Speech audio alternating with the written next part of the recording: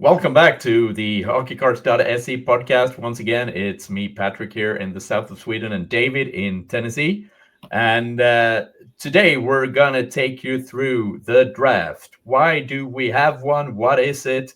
Why do we need one? And David is going to explain that all to us. The draft is a pretty unique North American thing. We don't have that in Europe. So why do we need one? And is it far superior to the system we have in Europe, where clubs can just sign anyone they want?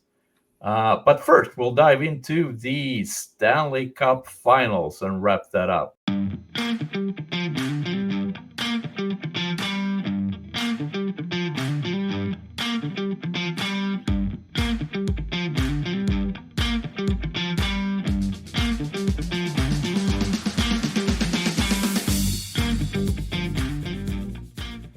So, your impressions, David, of the final games of the Stanley Cup Final and where it all ended? Yeah, well, good morning, Patrik, or good afternoon, wherever you're at.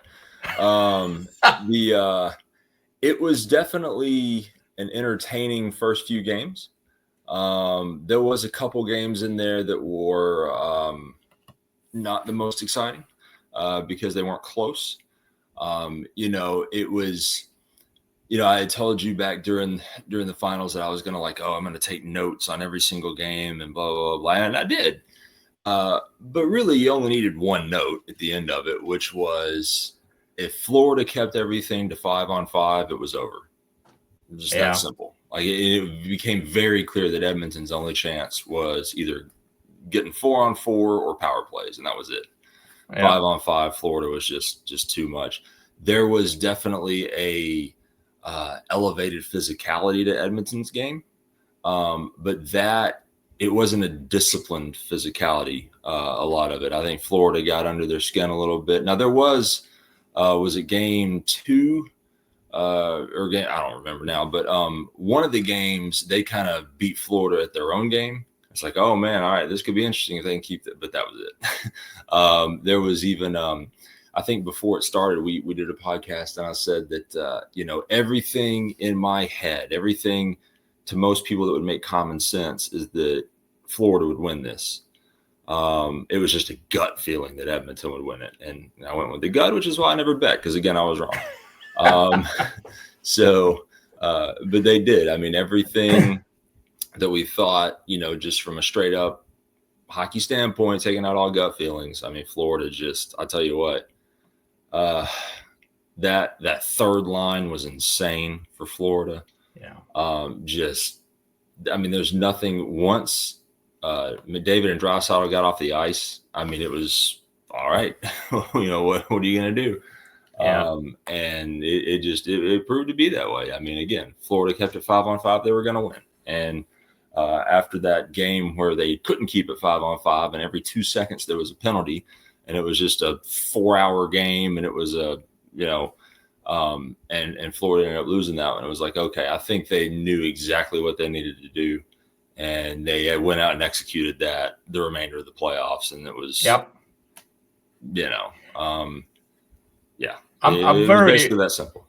I'm very fascinated about Florida and how they've basically picked up so many players from other teams that were basically traded because they weren't very good in other teams or weren't living up to expectations or the salary they had, and Florida has turned them into fantastic players all of a sudden. Yeah. So there's something about Florida's system where they have these role players. You play your role, and they have different roles and different players for those roles. That works very, very, very well. And like you said, 5-on-5.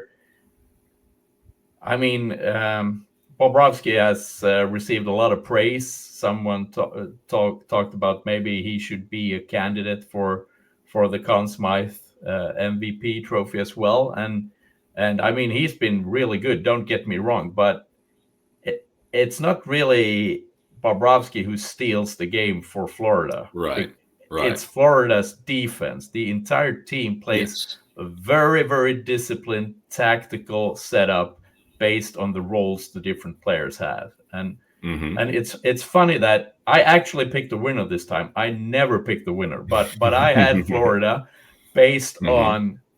I know we talked about this in the episode just before the final started, where I said that watching Florida is a bit like watching erosion live. How they grind down their opponents, and in a series over 7 games, it's extremely hard to withstand that grit and that amazing depth that Florida has with the third line that just produces. I think their third line in all of the playoff games, they were in on 4 conceded goals in total in the entire playoff. The third line, that's just and they scored like 17. So and this year it was even easier for Florida. They did it in 6 games, and after game 4, you knew where this was going to end. Yeah. Right. So it wasn't as close as last year. Right. But and it amazes me as well how I think we see this every year with the media and the journalists who are arguably so much more knowledgeable than you and I in terms of hockey and players and tactics and everything. How they every year are blinded by the starshine of McDavid and Draisaitl and forget about the depth. I know it. We spoke about this also in an earlier podcast that typically the team that has the best third and fourth line win the Stanley Cup because every team has great first and second lines. It what you do with the rest of the time on the ice that tells who wins. Yeah. Oh, for sure. And then when you look at when you consider that Brad Marchand, how many goals did he score in the finals? Yeah, I mean, it a billion. Yeah. Yeah. I mean, it was incredible. And then, that even goes back again to just Florida, even acquiring him to begin with right there at the deadline, acquiring Seth Jones, these guys that come in and just, immediately catch on and immediately they become just dominant. And Toronto had him down, 2 games to nothing, but you still just knew, even at that somehow Florida was going to come back and win that series. I mean, and I think we talked about this before the final started and about the Toronto series. In that series, it was almost like a mental thing. Like I still think Florida thought, okay, we've got this. We're not worried about they just mentally. I don't know how else to describe it. Like just the supreme confidence, and that just comes from them being just the entire, just that all the lines they were just all around elite. Yeah. I mean, they're all around a dynasty now, and and maybe it keeps up. Who knows? Yeah, if they can keep the majority of the key role players they have. Not just their best players, but their key role players. Then this is right. This could keep going for another year or 2 or 3. Definitely. Right. Oh yeah, and you talking about Bobrovsky. So they've already shown Bobrovsky all right, I'm gonna have my fun for a night, and it's back at it. It's just getting ready for the next year, and I'm like, geez, just a machine. So anyway, we'll see. Yeah. If they can re-sign Sam Bennett and they can re-sign Marsh, if they can re-sign them both, good Lord. Yeah, holy shit. But Toronto is interesting. They're the only team who took Florida to 7 games. Yep. And when they lost the 7th game, it was like a nuclear detonation in Toronto, right? Everything imploded, and the media were like had a stroke. All the fans had a stroke. It's like worst team ever. Can't play. Everyone sucks. Trade everyone. Fire the coach. Let's start over. And Florida is a pretty good team, and they took them to 7 games. So I wonder if maybe Toronto isn't as shit as everyone has made them out to be. I think you're exactly right. Well, first of all, it's because it's Toronto. If that was Nashville that took Florida to 7, if that was, Dallas, if that was Carolina, if that was Tampa, no one would be saying the same stuff. It's because it's Toronto, right? Yeah. Or even if maybe Florida had gotten up on Toronto 3-0, and then Toronto came back and took it to Game 7. Maybe it wouldn't be quite as bad. You know what I'm saying? Yeah. It's because they were up 2-0 and then lost, and then just that streak continued. Like, that's what it is. It's because it's Toronto, and that expectation from the fan base is so, that is so rabid. I think that's what it is more than anything. Because you're right, Toronto's a great team. They were a really, really, really good team. Yeah. But they just weren't the best team. And it's not good enough then. No, and it's interesting as well. I think Matthew scored like 1 goal in the 7 games against Toronto, and he got and Marner's got 0, I think, and Nylander 0 or 1. How many goals did McDavid score against Florida? Wasn't it 1? 1 goal in 6 games. So maybe it's not everyone else being shit. Maybe it is Florida being extremely good at neutralizing the 5-on-5 play and having a tactical setup that, I mean, that's the real. In the media, the key takeaway of this series is that everyone needs to sign Sam Bennett and Brad Marchand to win. And there's some truth to that. But I think the real takeaway is you need to study the system they're playing, how they're playing it, how they're playing defense, how they're playing in the neutral zone, and also what kind of role players they bring in to fill these roles. I think that's the real takeaway of this series.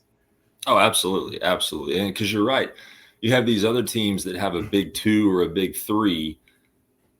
And then they have that, Florida would have the mentality of like, we'll just neutralize those guys, make anybody else beat us. And you can say that in any sport, right? And it's been that way forever. Back in the day, hey, the Bulls have Michael Jordan. Make anyone else beat us. Whatever you do, don't let Jordan beat us. Now, that couldn't be done. It was impossible. Yeah. But but every sport's like that. Baseball, hey, all right, just don't let Aaron Judge beat us. Just walk him. Like, don't let him beat, and it's that way in every sport. Now, it's a little easier said than done, right? Especially in hockey. But you're right, man. The way that those role players played, just the defense that they had, the penalty kill that they had, but just the discipline. I think other than a couple of games early on that they learned from, after that, it was just a very, very disciplined team. And they knew, again, they knew how to get under Edmonton's skin. They knew how to make Edmonton more fired up. And just, Evander Kane was a joke by the end of the thing. I mean, he just wanted to fight everybody and all this stuff. And just, you could tell, he didn't even join the handshake line, right? And of course, now he's no longer an Oiler. But, they just, that was complete domination after, what was it, Game 2? That's why I take notes, because I can't remember which game it was that they lost early on. After that, it was just complete. Okay, we know what we've got to do. We know how we got to win, and they did it, right? Yeah. Other than the one game that they choked where they were up big. What was it, Game 5? It was in Florida, and they were up like 3-0 and ended up. And I even said in our chat, I was like, man, if I was a betting man, I'd bet everything on Edmonton right now, because you can just tell. Like, Florida's going to play passive, and and sure enough, they did, and Edmonton won. Mm-hmm. But, after that, though, it was over. They knew their mistakes. They knew, and credit to Paul Maurice, man. He had those guys where they needed to be mentally. It was a clinic on how to do things. That's for sure. Yeah, definitely. And like we talked about in a podcast episode, so now can we say, is it a dynasty, right? Because we talked about that on one leading up to it. And, especially if they get one or both, if they get both Sam Bennett and Brad Marchand back, I don't think that's going to happen, but I'm always wrong. So we'll see. They might. I saw a quote somewhere, and I'm not sure if it's real. I just saw it in passing through, but there was a couple of days there where all the hockey journalists were talking about where will Sam Bennett end up. Mm-hmm. And I saw a quote from him from some interview where he said, "I'm not going anywhere." So I saw that too. So it might be. They also seem to have a unique atmosphere in the team. They do. Like no other team has. I heard Elliot Friedman, the hockey insider, talk about this. He had interviewed Alexander Barkov and a couple of other guys on the team, that they are a very it's a very servant leadership attitude where leaders help other people. Mm-hmm. They don't put other people down. There's none of this old school bullying or hierarchies or hazing and things like that. So they really enjoy being together as a group. So Yeah. and I'm thinking that and palm trees and the climate might maybe people value that more than getting the maximum possible deal on their next contract. Maybe. Yeah. Well, and one thing to honestly consider on that. So first of all, to your original point, yeah, I mean, look at what they did even for after they won, who got to hold the cup first? Yes. All the guys that hadn't won one yet. You know what I'm saying? Like none of the stars that were there the previous, none of those guys, anybody that had won one before, they were last in line. Didn't matter who you were, right? Paul Maurice putting the fourth line guys out there to end the game, right? And I don't know if you heard what he said to him before he put them in, but he talked about the Toronto. Oh yeah, because they had him, mic'd up, and they played this after the fact. But he went up to him and he's like, "I want you guys in there at the very end. We were down in Toronto 2-0, and it was you guys right here that won us that series, and blah blah blah. And so we wouldn't be right here right now if it wasn't for you guys." And made sure that those guys were in there at the end. You look at Brad Marchand joining the team as before that moment, the most hated dude, right? Yeah. You know what I'm saying? Him and Sam Bennett, like, how's this going to work? And then now he's everybody's best buddy, and all those pictures of like Marchand and Bennett drunk in the club, like, "Hey, we ain't going anywhere."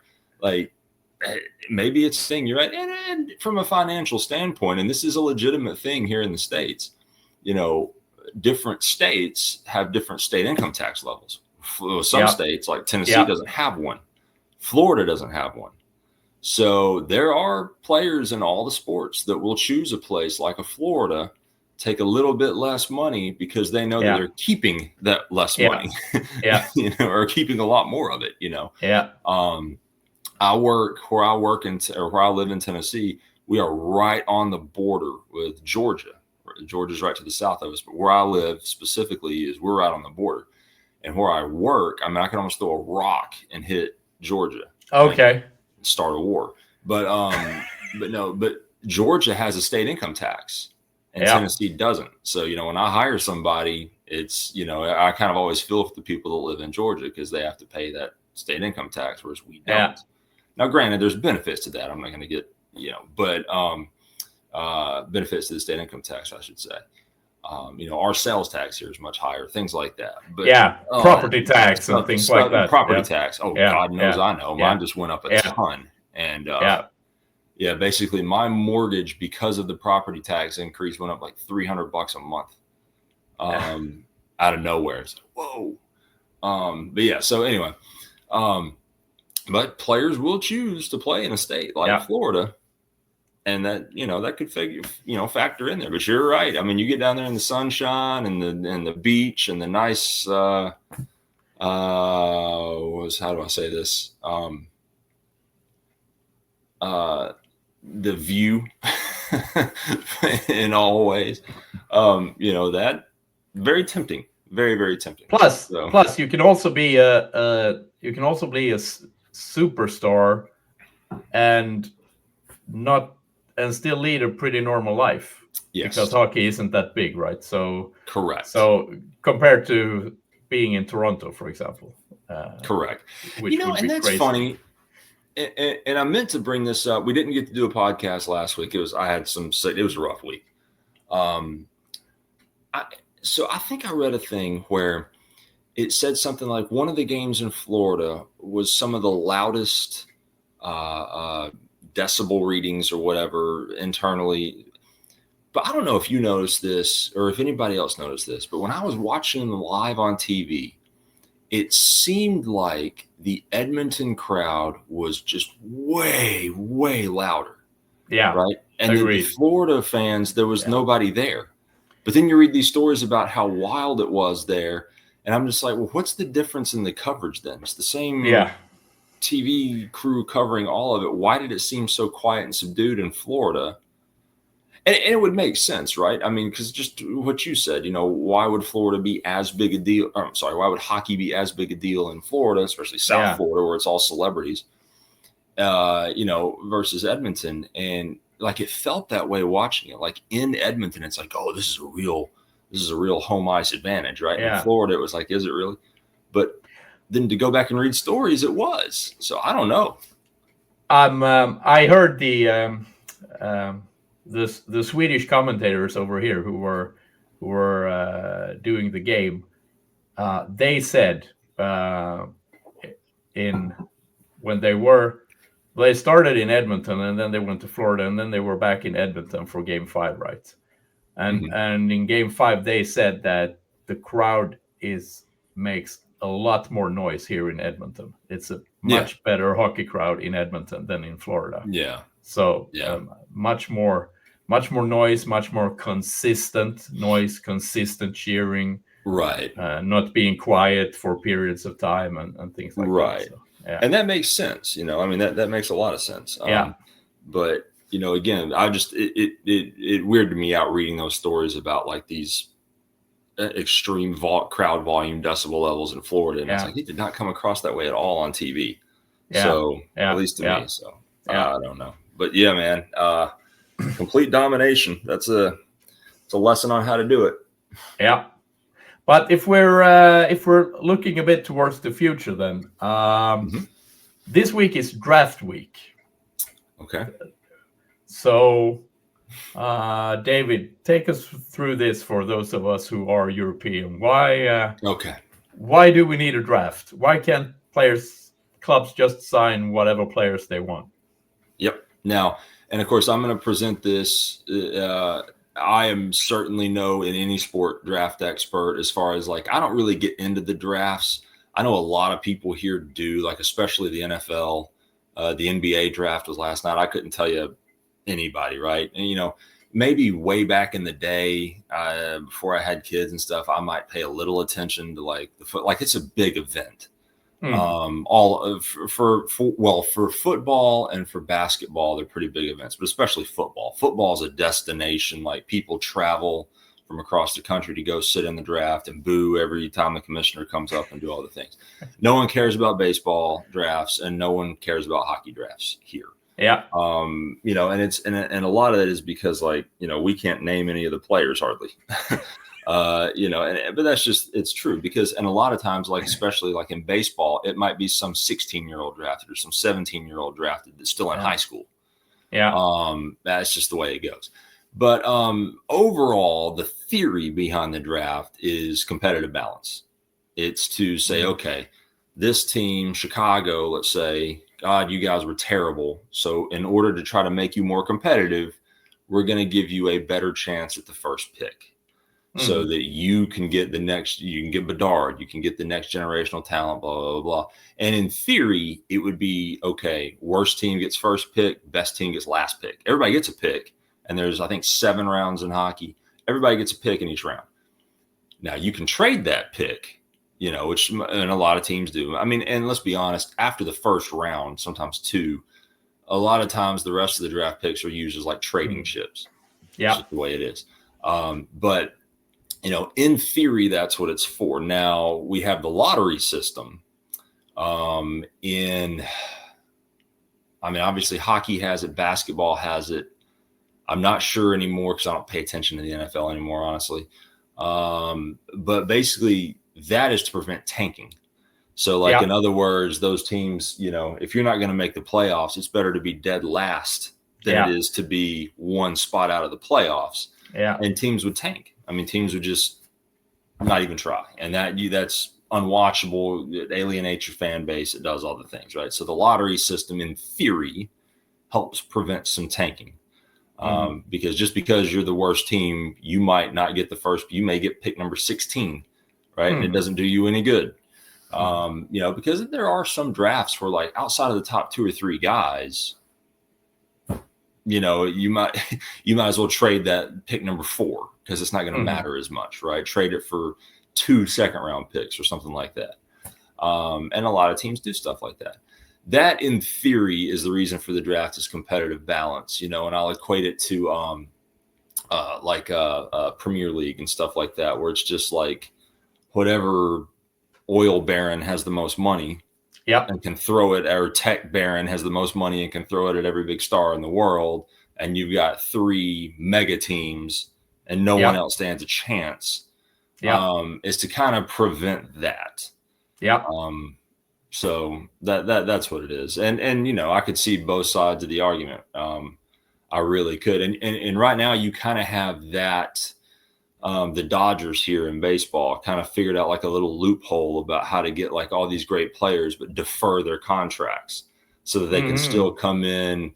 Yes, there is no salary cap in baseball, but there's a penalty. But they can avoid paying that stiff penalty all at once because like Shohei Ohtani signed with the Dodgers, this monster $70 quadrillion contract, but he got like $1 million this year. The rest of it, he's getting paid in 10 years time. All right. Is when he starts getting paid. All right. So it's basically, there's ways around that. Right. Yeah. But that's the whole point of the draft. And I couldn't tell you, again, I don't ever pay attention because most of the time, just because you're the hot draft pick doesn't really necessarily amount to, it doesn't foretell the future like you'd think it would, right? And you see someone like a Bedard who, okay, great, he's good, but if the rest of the team is still garbage, what's it going to matter, right? Yeah. Then you look at guys. So what was it in this finals? You had, and I'm not going to get the year right, but the top 4 picks in the Sam Bennett, Leon Draisaitl, was it Aaron Ekblad, and there was someone else. The top 4 picks in that draft were all in this finals. 3 of them played for Florida. Yeah. It was, other than Draisaitl, everybody else was on Florida's team. And that really never happens, right? Because most of the time there's only like 1 or maybe 2 really good players in a draft year. And some of the times the top draft picks fail to become superstars. And there's like a number 17 pick who is all of a sudden the best player from that draft year. So, yeah. Oh, yeah.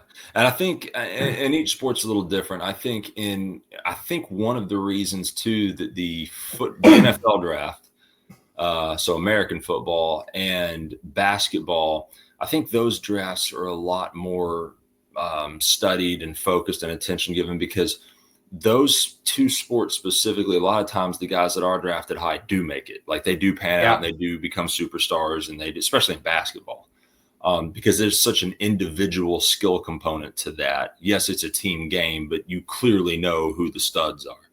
Yeah. Whereas like, in hockey and baseball, it's hey, round 32, this guy becomes the next big stud. I mean, that's much more prevalent in hockey and baseball, which is why I think those drafts, people pay a lot less attention because you just never know who's going to make it. Well, when you look at the social media coverage and the sports pages, to me, it seems like maybe the major reason there's a draft is to give the journalists something to talk about for 24 hours a day for 4 weeks straight, because it's I mean, the amount of speculation and mock drafts and mock trades and holy shit, I mean, it's like it's it's sort of a meta thing on top of everything where everybody is just speculating for 4 weeks or 5 weeks or half a year or depending on your interest. But I get the thing about competitive balance. It also aligns pretty well with the salary cap, which is also a competitive balance thing, right?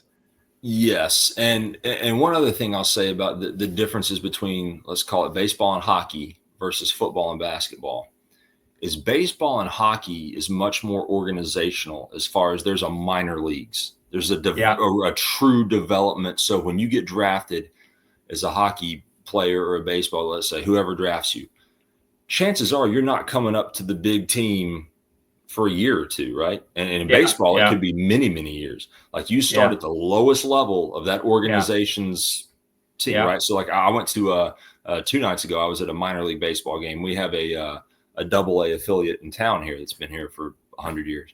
And they're fun to go see. It's fun to see these guys when they're still up and coming, right? So like here, ours is the Reds. So the Reds draft these guys. They play in the Reds, rookie ball, then high A, and then AA, triple. You work your way up through the organization, which football doesn't have. And basketball, technically, they don't have it as far as like hockey and baseball do, right? They have what's called the D League, and that's even a pretty new thing. That's only been around maybe, 10 years, maybe not even that. Again, I don't pay a ton of attention to basketball either, but so in hockey and baseball, it's much more, it's an organizational investment in a player, right? Or trade or what, and so, it's why a lot of times you see guys, and again, especially in baseball, where a player's first baseball card, they're in a particular uniform of a team, and they may never play a single day for that team, in the major leagues, because they might get traded 2 or 3 times before they actually make it to the big leagues, and and same way in hockey. So, with rare exception, obviously, there clearly are exceptions. But. Well, have you looked anything at the players in the draft this year, or heard anything, or nothing? No. Nothing. No. I'll be honest. I'm one of those. I don't pay a lot of attention to the guys who are going to be drafted. I just don't. Because again, I fall in that category of it's kind of a crapshoot, right? I mean, if there's like a huge hype given to someone, the Bedards of the world, right? But otherwise, I mean, again, it's just it's kind of a crapshoot in a lot of ways. And so I really don't get into the draft very much at all. I let these guys actually prove it. I completely agree with you, and I don't either. But because I spent 3 hours in a car last weekend and listening to hockey podcasts, I've heard a lot about this draft because that's the subject everyone's talking about now. So I just did a very, very quick check, and there's one thing that stands out to me maybe is that there's this guy called Schaefer, who is, depending on where you look, he's ranked number 1 or number 2, but he's a D-man. So a defender being potentially picked number 1 this year, maybe. Usually forwards are top picks, and defenders come a bit later. And then from a Swedish perspective, there's two interesting things as well. Elite Prospects has Victor Eklund ranked at number 15, which is William Eklund's little brother. Nice. William Eklund in the Sharks, So his baby brother is up for draft. And also at 18, there's a guy called Sasha Boumedienne, who is the son of Joseph Boumedienne, who was a Swedish NHLer who later became assistant coach and scout for the Columbus Blue Jackets, and who's been the general manager of Team Sweden for the 4 Nations and World Championships now. So there's cool. some pedigree to his name, and it's a sign you're getting old, right? Half of the players you watch their dads play when you were a kid. So well, there are those times where dad's still playing and son gets drafted, which is crazy. And it's almost unfair sometimes, I kind of think, to the kid, right? Especially if your dad is considered like an all-time great, what are you going to do, man? You, all that pressure's on you. They never pan out. They never, you almost kind of feel bad for him in a way, and then you don't. But because who is it? LeBron James's kid has been up for a few years now, and he's still in the league. It can happen. I'm not sure if I remember this correctly, but I have a vague memory of that when William Nylander started playing his dad was still playing at some level of professional hockey. It's nuts. So that is yeah. nuts, man. Yeah. Wow. Okay. Yeah. But anyway, and that's, and again, the opposite of that is what, over in Europe, right? Like club football and stuff like that, where it's just pay the money, Yeah. Now, remind me, there's not a salary cap in there, is there? No. Over there's there? no salary cap, and there's no drafts, and Mhm. there are no closed leagues. So if Okay. you finish last, you're demoted to a lower tier. Right. Losing a ton of money in the process. Now, remind me too, how does the loan process work? Because I used to always hear about that, like players getting picked up on loan from another team. So they still belong to the team that has them. It's just another team pays a little bit of money to use them for a while. How does that work? Yeah. So basically, if you have a player who needs regular minutes of play and isn't good enough to make your starting lineup, you can sign another club can sign them. They can either buy them and sign them, or they can sign them for a loan. And typically, clubs loan out players so they will get regular minutes playing time, so they can continue their development. You typically loan players who you believe will grow into a player for your team. So instead of selling them off and losing them, you sign them for another club for like maybe a season, a year. That club then pays their salary and everything, and they belong to that club for that year. But after that year, they come back to their original club then. Okay. So the idea is that getting regular minutes, maybe moving to a team that's not as good as yours, where you will be one of the better players, you will get regular minutes of play and can continue to develop. That's sort of the idea. Yeah. Now, did they ever work? So in the loan process, is there negotiation? So you brought up salary, right? So like if you own a team and you want to loan a player to me because my team's terrible, but I can't afford to pay them what you're paying them, but you want them to get the minutes, and I'm the only one interested in taking their services. Is there an availability to where you say, okay, I'll pay half their salary, you pay the other half? Yeah. They do that too? Yeah, they do that too. Yeah, they do that too. Gotcha. And there's no limit on how many players you have on loan. So there are some clubs. There's at least one club in Italy that has put this into a system. I'm not sure if it's Parma or someone else, but they sign like every talented player they find that they can sign. They sign them and then immediately ship them off on loan. So they have like 50 players on loan or something. So, and most of them never make their team. So it's also a way of making sure your competition can't sign talented players because you've already signed them. Yeah, that's true. So yeah, but you're right. I mean, this system here, it's actually who has the biggest wallet, who has the most money, can definitely build a dynasty. I mean, if you look at the Spanish league, La Liga, it's Real Madrid and Barcelona. One of those teams will win the league every year. Nobody else stands a chance other than once every 40 years or something. Someone else will win, but nobody else stands a chance because they have all the money, they have all the stars, right? So, yeah, who was it? It's been probably maybe 10 years ago or so. Was it Leicester that won the Premier League? Yeah. And they were like the odds-on favorite to lose coming into the year, and couldn't name a player on the team, and they ended up winning the whole thing. And they ended up winning it. Yeah. So once every 40 years or something like that happens. But otherwise, there's a few teams that typically build long-lasting dynasties. You had Manchester United with Alex Ferguson, who won all the fucking time. I think he was their coach for 17 years or something. They just kept winning and winning and winning. Or was it 27? I thought it was even. I thought it was like 20, I thought it was close to 30. Yeah, maybe it was 27. That was nuts. And then, kind of when I quit watching, it was just all Man City, and it was who else? Man City was up there, and there was another team that was just, and the two just dominated there at the end, and they had everybody. But Man City had just all the money in the world. There are some financial fair play rules you need to abide by. Okay. It's unclear to most people what those rules actually are and how they work. Uh-huh.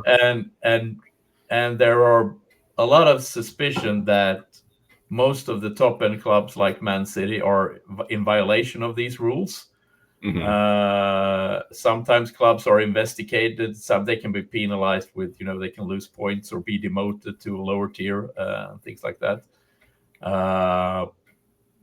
But there's quite a lot of debate on how corrupted this system is, because it seems like the big clubs get away with it and the smaller clubs Mm-hmm. get penalized. So yeah, football at the club level is what you call soccer, is Yeah.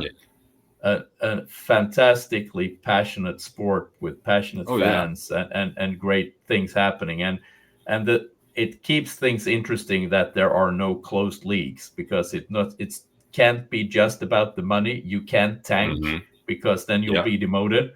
So you need to try to win. But it's also at the federation level, especially in the European and especially in the FIFA World Federation. It's an Mm-hmm. incredibly corrupted Yeah. people who sit there, who are bribed off every day for. Yeah. I remember, the last president of FIFA, when this is probably 8 years ago, something like that. Yeah, they found tons of stuff on this guy and all the money he had taken and the bribes he had taken. Yeah, it was bad. But yeah, going back to your point, and you've sent me plenty of videos, right, with Malmo and just the club element itself looks fantastic. Like that looks so much fun. And that, Yeah. So again, if someone were to ask, well, which system is better? Well, I don't know. I don't think you can answer that, because like, I wouldn't want, if I lived where you live and had the club, I don't know that I would want anything to change. I would want my team to be awesome. But like, I mean, you've got that fierce allegiance, win, lose, or draw. And it's, I don't know. It seems to be working since your football is the most popular sport in the world still. It definitely seems to be working. Whatever they're doing, right? Now, there is, and it's interesting with, I've never heard, there aren't lockouts and player strikes in No. proper football, right? No, I don't No. think I've ever heard of one. And here, they do happen, and you have sports lose tons of fans, right? I mean, in my lifetime, it was the big baseball strike in '94 ran off everybody. And baseball was America's sport. People quit watching it just because of the strike. You almost had it a couple years ago, and I think so the new CBA comes up after next season, and I think everyone's expecting another strike, right? Because the owners want a salary cap, the players don't. But going back to your point about demotions, I think we need something like that here in our leagues, because again, you've got teams, and especially in baseball, it's prevalent. You got a couple teams who are just pocketing money, the owners, I mean, and who aren't even trying and putting out an unwatchable product on the field, and they're just laughing all the way to the bank. Those people need to be stopped. I mean, they need to be stripped of their ownership. I mean, bottom line. I mean, I think there needs to be some kind of rule where if you don't put together a competitive team, you get so many years, couple years, 3 or whatever it is, and then you're out. You have to sell. Or I mean, I don't know how you make that work, but you got to have something. It has to be about sports, because it is sports, right? It has to be about sports, about competing, about trying to win.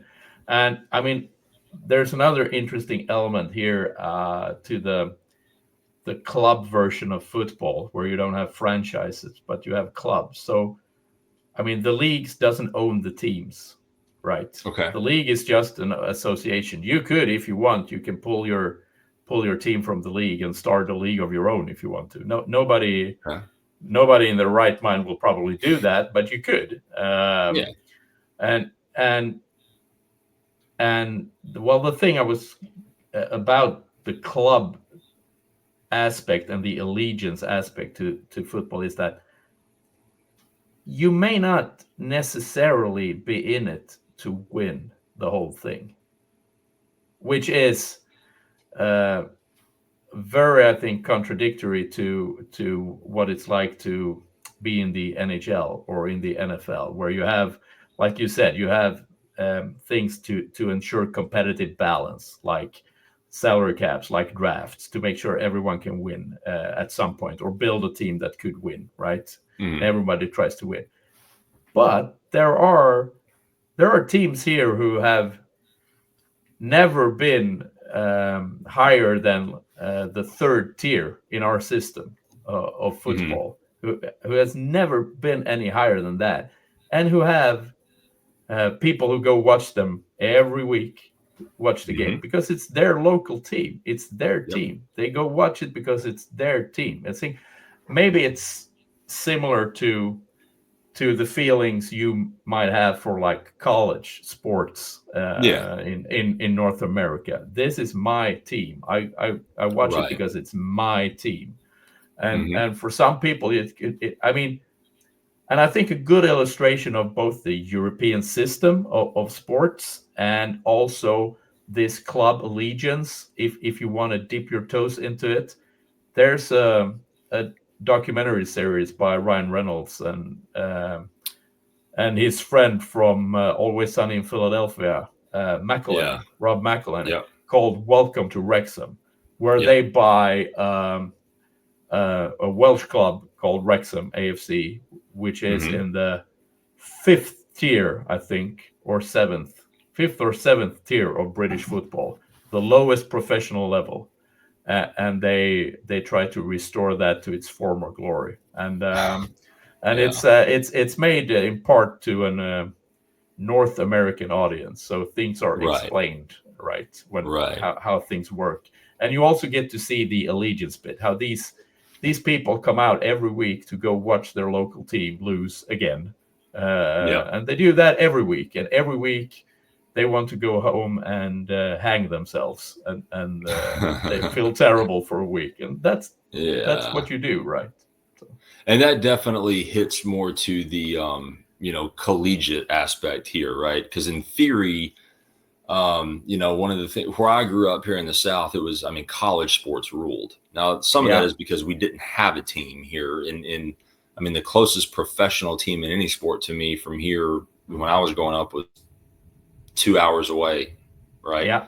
And so, but college, we have a college here in town, right? And they were the big thing. But also, too, I think some of it is, how is it there as far as pricing goes? So, like here, to go watch a professional team in any sport play a game, it is insane money. Insane money.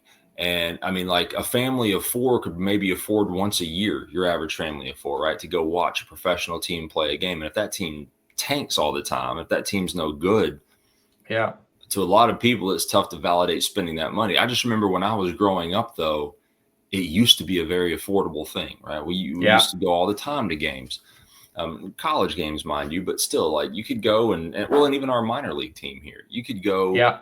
It was a cheap, fun evening to go root on your team. Yeah. Right now, I took my two girls to our minor league game the other day, and I spent a lot of money at a minor league baseball game with just me and my two daughters, right? So, I think that for our Malmö's hockey team, which is in the top tier of the Swedish Hockey League,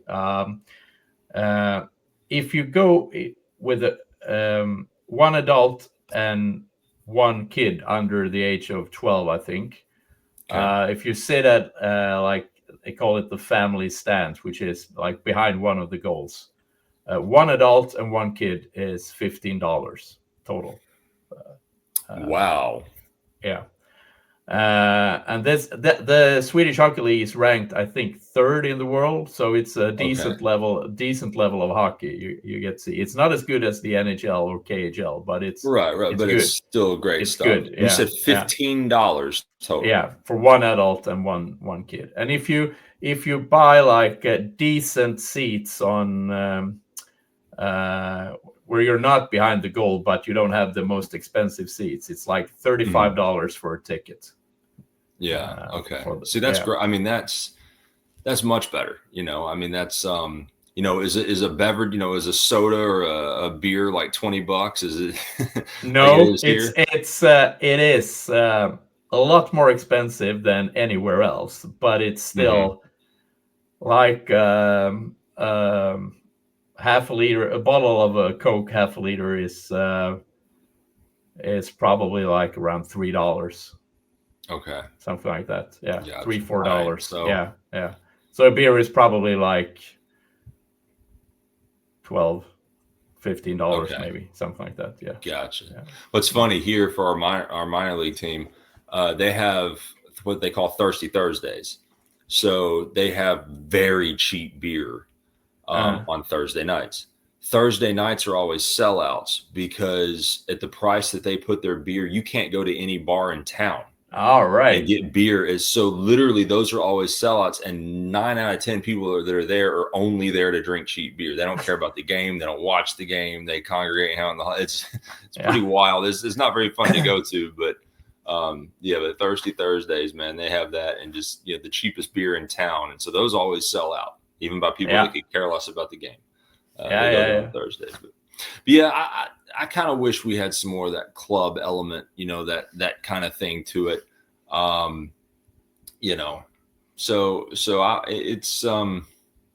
It's tough to say which would be better. I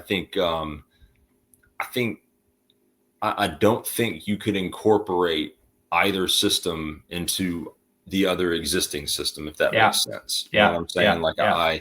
I think there would be a big uprising and uproar there because you're losing the tradition of the club and you're losing and I certainly, if I lived there, would not want that.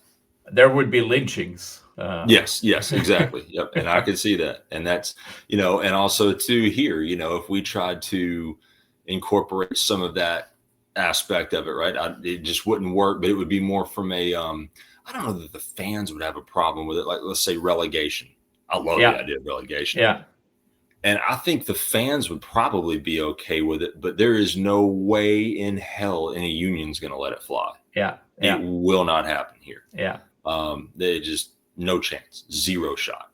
I mean, if you look from, I'm not sure what the turnover of clubs like Real Madrid and Manchester City and things are. But on an overall level, like on a league level, the North American system seems to be making a ton of money. So in terms of making money, it seems like closed leagues, franchises are the way to go. At least not for soccer, but for hockey, basketball, baseball, NFL. The best players in the world play in the North American leagues. It's really only of the big sports. It's really only soccer where the best players in the world do not play in the North American League, right? So yeah, but I mean, I'm like you. I would say that's all down to the money, right? And in European football, the money's unlimited in theory, right? Whereas and so everybody, I mean, even your best American players play in the Premier League. Absolutely. Play, somewhere. I mean. Everyone goes to Europe to play football. Absolutely. So I remember Pulisic. He played for Chelsea there for a while. That's right. Yeah. And I remember, back more. Oh gosh, what was it? Yeah, Tim Howard played over there forever. Yeah. Forever. For Tottenham. And among some other teams. Clint Dempsey played over there forever. And you had to, and even your elite, football players tend to end their careers over here sometimes in America, playing in the MLS, just for the name value, because they probably do get a lot of money more than they might get over there because they're at the very end of their career, and I'm guessing that's why. I'm not going to pretend to know, but anyway, I found that interesting that we try to get that name value over here when someone's 45 years old, over here to play. And no, that's right. There, it's when they're over the hill and they can't play the same role in the top clubs. They tend to. Well, they used to go to the U.S. Now they're starting to go to Saudi Arabia instead because they're paying more money. So, they pay more money. Well, that happened here with golf. Yeah, yeah, The Saudis started that yeah, LIV, that live tour, and paid these yeah, guys, and it's like guys that would never ever win a tournament here in the PGA yeah, Tour. They'll give these guys countless millions just to come play yeah, there for the name value.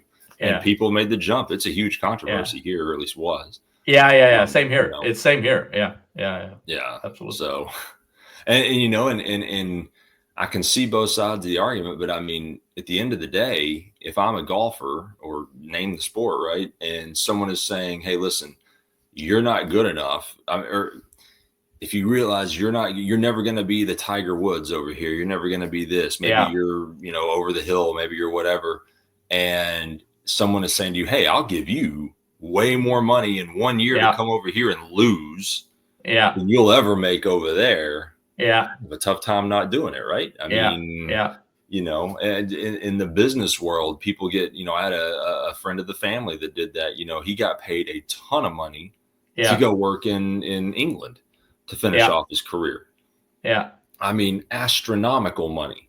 And, yeah, some people go do that. I had a really good friend of mine who was offered a ton of money. Basically said, you can retire in 10 years. And this was 5 or 6 years ago when he got this offer to go work in Japan. He didn't yeah, do it because he has young kids and he wanted to raise yeah, his kids here. But if not for that, I mean, yeah, and if you told me the same thing, if you told me, hey, you can go work in this country for, I mean, maybe not Iran, but or name a country where I might get a bomb blown up in my face, but like any other country, right? yeah, Hey, go work in Finland, Sweden, Japan, wherever, and you'll be able to retire in 10 years. Well, you take a kid element out of that, and I'm yeah, gone. I'll go make that money. I'll move back here probably one day and live out my life, And I'm certainly not going to blame anybody for doing that.